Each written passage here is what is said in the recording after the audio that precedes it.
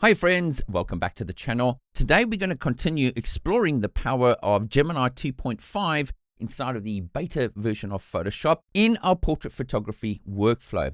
Now, as you know, Gemini 2.5 is commonly known as Nano Banana, and in the last video that I released on the channel, it's linked above here, I showed you guys how you can use Nano Banana to fix up stray hairs on subjects. Now, what I'm ultimately trying to do is capitalize on AI in my portrait photography workflow. Now on my screen right here inside of the beta version of Photoshop, I've got this beautiful family portrait. It was captured in natural light. I was using the Nikon D750 together with my trusty old manual focus 200mm f2 lens. Now I loved this portrait, but the one thing that really bugged me at the time was the little boy's hand position. I'd give anything to go back and make that adjustment, but in the essence of shooting families, not everything is perfect, and that's something that we need to get used to. But today things have changed. What I'm going to show you is going to blow your mind. Let's get started.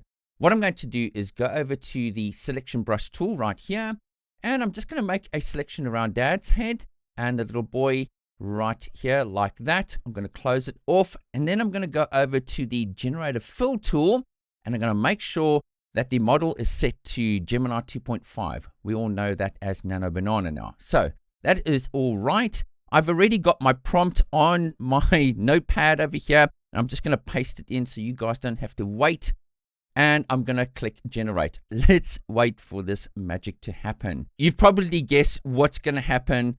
I'm not going to spoil the fun.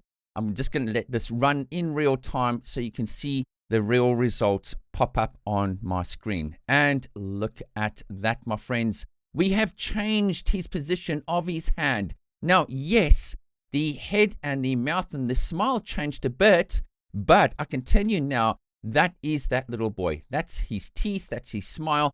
Everything is as it is. Now, if there is any kind of change that you didn't like made to your subject, you can go and generate this again. But that is that little boy through and through. I know his face, I know his features, and that's him. It hasn't really changed it. Now you can go in and prompt it differently to tell the system not to change the boy's smile or head position. But I've just generated a second copy, and it's awesome. Look at that. Now it has shifted the position just a little bit, and this is one of those little quirks with the system at the moment. You're just gonna have to move it up and back into position like that. But there you have it, my friends. We are able to change the posing of our subjects by using Nano Banana.